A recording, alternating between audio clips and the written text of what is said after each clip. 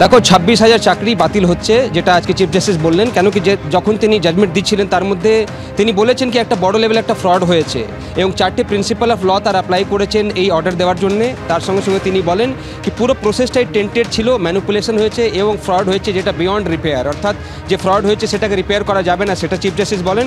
এবং তিনি বলেন কি যেভাবে রিক্রুটমেন্টটা করা হয়েছিল সেটাতে ক্রেডিবিলিটি নিয়ে একটা বড় প্রশ্ন রয়েছে, তাই তারা পুরো যে হাইকোর্ট রায় দিয়েছিল সেটাকে কিছুটা মডিফাই করছেন। কিন্তু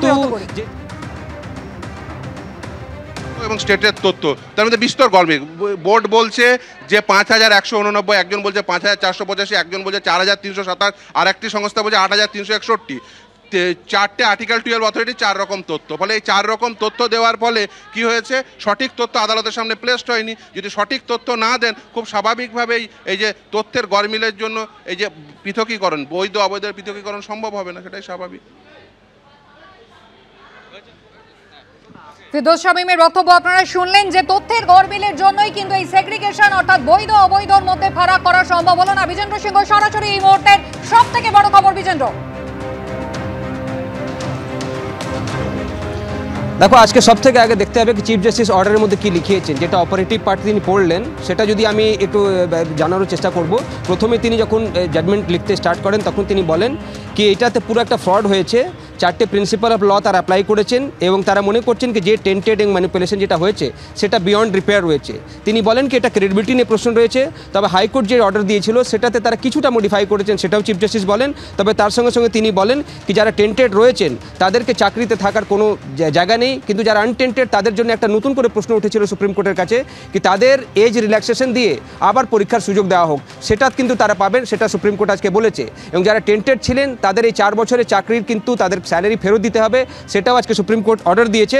তার সঙ্গে সঙ্গে সুপ্রিম কোর্ট আজকে বলেছে কি তারা মনে করছেন কি যে দুর্নীতিটা এত লেভেলের হয়েছে যে সিবিআই যে তদন্তটা করছে সেই ক্রিমিনাল অ্যাঙ্গেলটা তারা তদন্ত করতে থাকবেন এবং এই যে পুরো প্রসেসটা যেভাবে অ্যাপয়েন্ট করা হয়েছিল সেটাতে সুপ্রিম কোর্ট আজকে বলেছে কি 3 মাসের মধ্যে যারা ধরো অন্য জায়গায় চাকরি করছিলেন এবং পরে 2016 সালে অ্যাপ্লাই করেছিলেন, সরকারি চাকরিতে তারা ছিলেন, তারা অনেকেই পোস্টিংয়ের জন্যে বা প্রমোশনের জন্য তারা পরীক্ষা দিয়েছিলেন, তাদের জন্য সুযোগ দিয়েছে সুপ্রিম কোর্টকে। যারা আগে থেকে সরকারের বা সরকারের কোনো ডিপার্টমেন্টে কাজ করছিলেন তারা কিন্তু ফ্রেশ তারা যে পুরনো পোস্ট ছিল সেটাতে অ্যাপ্লাই করতে পারবেন 3 মাসের মধ্যে এবং সেটাতে রাজ্য সরকারকে নির্দেশ দেওয়া হয়েছে তাদের কনসিডার করা হয়। তবে এই 4 বছর তারা যে স্যালারি পেয়েছেন সেটা তাদেরকে ফেরত দিতে হবে না, সেটাও সুপ্রিম কোর্ট বলেছে। এবং তারা যে পুরনো চাকরি ছিল সেটাতে তারা ফেরত পাবেন, সেটা সুপ্রিম কোর্ট বলেছে।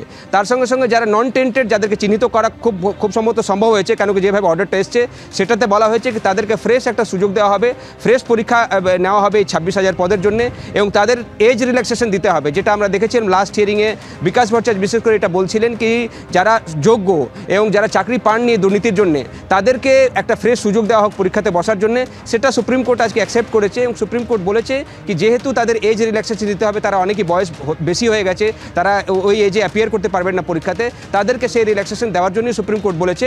তার সঙ্গে সঙ্গে যারা ডিসেবল ক্যান্ডিডেট ছিলেন তাদের ফেভারেও আজকে সুপ্রিম কোর্ট বলেছে তাদের অর্ডারের মধ্যে। তবে সবথেকে গুরুত্বপূর্ণ হলো কি পুরো যে প্রসেসটা যেটা কলকাতা হাইকোর্ট বাতিল করেছিল সেটাকে বহাল রেখেছে সুপ্রিম কোর্ট, তবে কিছুটা মডিফিকেশন করেছে সুপ্রিম কোর্ট তাদের অর্ডারের মধ্যে। দুটো সেগ্রিগেশন তারা করেছেন, এক হলো যারা টেন্টেড, অর্থাৎ যেই অর্ডারটা আজকে এসছে সেটাতে কুসুমিতা মনে করা হচ্ছে কি যে সাপ্লিমেন্টারি কাগজগুলো জমা দেওয়া হয়েছিল এসএসসি তরফ থেকে তারা খুব সম্ভবত চিহ্নিত করতে পেরেছেন টেন্টেড ক্যান্ডিডেটদের নাম এবং তাদের কত নম্বর রয়েছে। কেন কি যখন হিয়ারিং শেষ হয়েছিল সেদিন 5,000 কাছাকাছি একটা নম্বর নাম সহ তারা সুপ্রিম কোর্টের কাছে জমা দিয়েছিলেন যাদেরকে কমিশন চিহ্নিত করেছিল টেন্টেড, কিন্তু পরে তারা আরও কিছু সাপ্লিমেন্টারি ডকুমেন্ট দেন আমরা দেখেছিলাম সুপ্রিম কোর্টের কাছে। সেদিন চিফ জাস্টিস বলেও ছিলেন কি ম্যারাথন হিয়ারিং হয়েছে 3 দিন, আপনারা তখন এই ডকুমেন্টগুলো দিলেন না, এখন দিতে চাইছেন, কিন্তু সুপ্রিম কোর্ট সেটাকে অ্যাকসেপ্ট করেছিল। মনে করা হচ্ছে এখন ডিটেল অর্ডার আসার পর আমরা জানতে পারবো যে সেটাতে কিন্তু এক্স্যাক্ট কিছু একটা নম্বর দিয়েছে এসএসসি এবং সেটাকে অ্যাকসেপ্ট করেছে সুপ্রিম কোর্ট। তাদেরকে 4 বছরের স্যালারি ফেরত দিতে হবে এবং তাদের বিরুদ্ধে অন্য কোনো ব্যবস্থা যদি বোর্ড নিতে চায় তারা নেবেন, কিন্তু তাদেরকে আর চাকরিতে রাখা যাচ্ছে না। নন টেন্টেড অর্থাৎ যাদের নাম এই তালিকায় নেই তাদেরকে আরও একটা পরীক্ষার সুযোগ দিতে হবে এবং সেই সুযোগ দেওয়ার জন্য সুপ্রিম কোর্ট আজকে বলেছে ফ্রেশ এক্সামিনেশন কন্ডাক্ট করা হবে এবং সেই এক্সামিনেশনের মধ্যে এরা অ্যাপিয়ার করতে পারবেন যারা চাকরি পাননি এবং যারা নন টেটেড ক্যান্ডিডেট রয়েছেন তাদেরকে একটা সুযোগ দিতে হবে।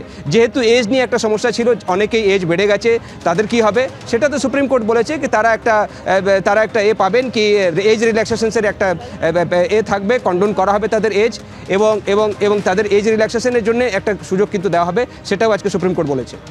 একেবারেই বিজেন্দ্র, তুমি আমাদের সঙ্গে রাখো। হাইকোর্টের রায় কিন্তু বহাল রাখলো সর্বোচ্চ আদালত, যেখানে সর্বোচ্চ আদালতে প্রধান বিচারপতির বেঞ্চ আজকে জানিয়ে দিল যে 2016 এসএসসি পুরো প্যানেল বাতিল করা হচ্ছে।